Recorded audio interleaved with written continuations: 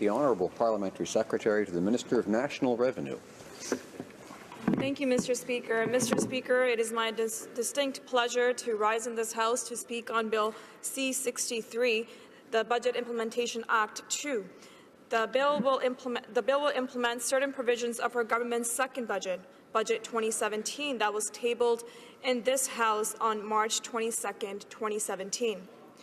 Mr. Speaker, following in the footsteps of Budget 2016, Budget 2017 offers immediate help to those who need it the most and helps ensure that everyone has a real and fair chance of success. Mr. Speaker, campaigning in 2015, when we knocked on doors, we listened to Canadians, how they were struggling to find jobs and pay for their families or working extremely hard to make ends meet. We listened to them and we invested in them. We invested in Canadians, in our communities, and in our country. That is why the first thing we did as a government is we lowered taxes for the middle class, and we raised them for the top wealthiest 1%. We introduced the Canada Child Benefit that helped 9 out of 10 families and lifted over 300,000 children out of poverty. These investments made by our government in our people, in our communities, and in our economy are now bearing the fruit of these investments. Mr. Speaker, we've been able to add nearly 500,000 new jobs in our economy in the last 2 years. Just this past October, 89,000 full-time jobs were created. The steady rate of job growth has led to an unemployment rate dropping to 6.3%, the lowest level in over a decade.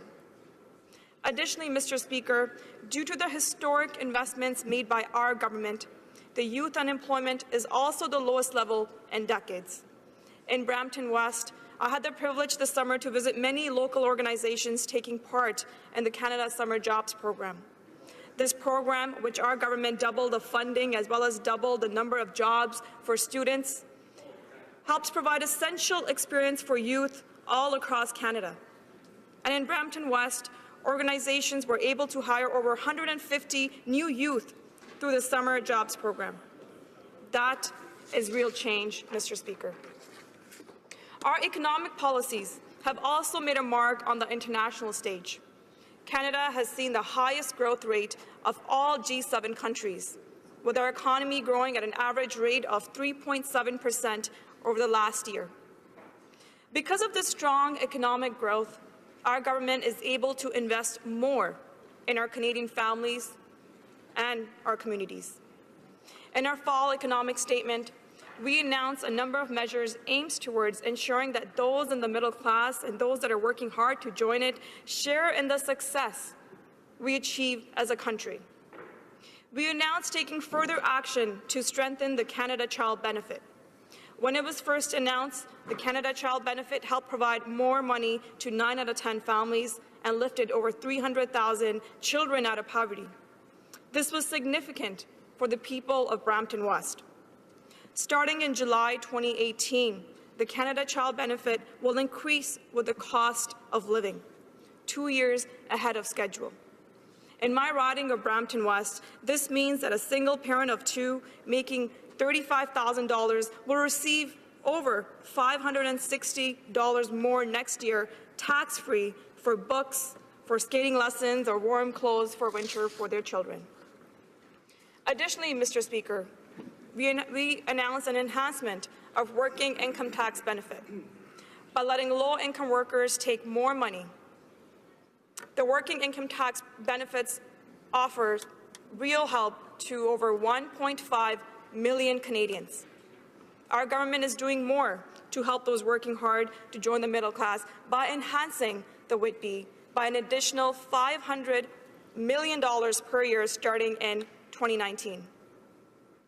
These changes will encourage more Canadians to enter the workforce and further boost our economy.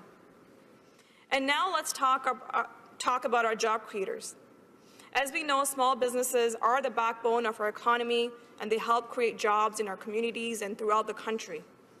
That is why in our fall economic statement, we announced that the small business tax rate would be cut from 10.5% currently to 9% in 2019. This will provide small businesses with up to $7,500 in tax savings per year to reinvest in their businesses. For a local small business in my riding of Brampton West, like AJ's Bar and Grill, this means more money to hire new employees and expand their services. The steps we have taken since elected have helped create this environment of growth and optimism. Bill C-63 looks to build on our policies and bring more prosperity for middle-class Canadians. Mr. Speaker, this Budget Implementation Act supports the middle class and those working hard to be part of it by protecting the rights of federally regulated workers when they seek flexible work arrangements from their employer.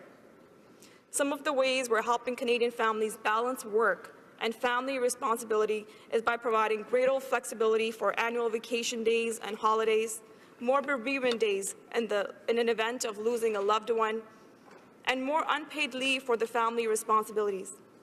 These changes will greatly impact the young families in Brampton West who are just starting out their lives. Our government also recognizes that many young Canadians are undertaking internships to gain hands-on experience. While internships can help young Canadians make a successful transition into workforce, some internships, in particular those that are unpaid, can be unfair. The Budget Implementation Act proposes to eliminate unpaid internships in the federally regulated sector where the internships are not part of a formal educational program. These changes will also ensure that unpaid interns who are part of an educational program are entitled to labor standard protections such as maximum hours of work, weekly days of rest, and general holidays. Mr. Speaker, to continue, it is well known the fact that our government is committed to strengthening the middle class by promoting strong, inclusive economic growth in Canada and around the world. Investments in high-quality infrastructure contribute to a long-term growth and a better quality of life for people at home and abroad.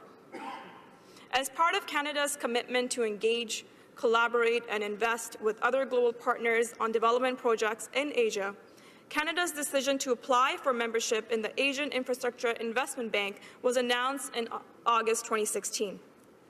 Canada's investment to the bank will include as part of Bill C-63. This will help sustain growth in Asia and represents an opportunity for Canada to further engage in multilateral infrastructure efforts that support inclusive economic growth both at home and abroad. By doing this, we will contribute to a global economic growth and will have Canadian companies to explore new commercial opportunities.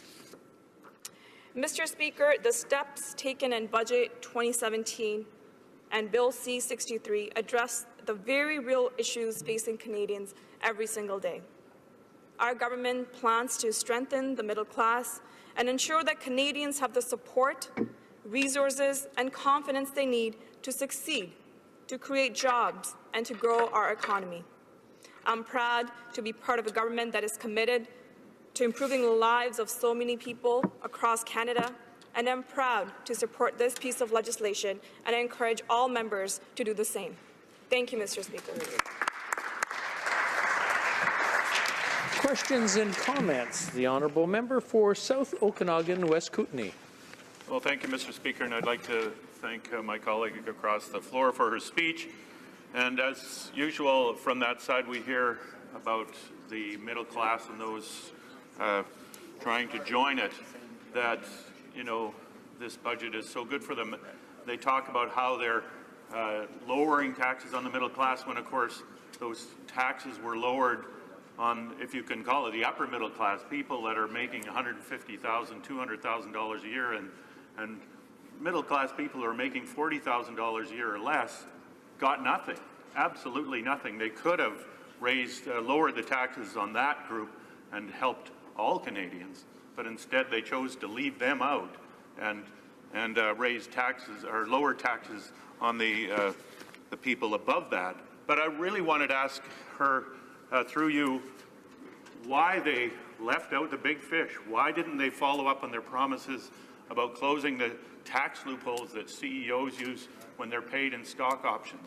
That would have netted this government $750 million or so, and really send a message that they were going after the people who really could pay more of their fair share. The Honourable Parliamentary Secretary. Thank you, Mr. Speaker. I want to thank my honourable colleague for his question. I want to set the record straight, Mr. Speaker. One of the first things we did as a government is to lower taxes on the middle class and raise them for the top wealthiest 1%. Mr. Speaker, we introduced the Canada Child Benefit that helped 9 out of 10 families in Canada. And it took 300,000 kids out of poverty. And with respect to my honourable member's question, I would like to remind him that it is our government that invested over $1 billion in CRA to fight tax evasion and aggressive tax planning. And because of that, Mr. Speaker, we're well on our way to recuperate over $25 billion. We've identified over, I have the numbers here somewhere, we've identified over 627 cases which have been transferred to criminal investigations. There has been 268 warrants and 78 convictions. Mr. Speaker, we will continue to work hard every day for a tax system that is fair for all Canadians. Thank you.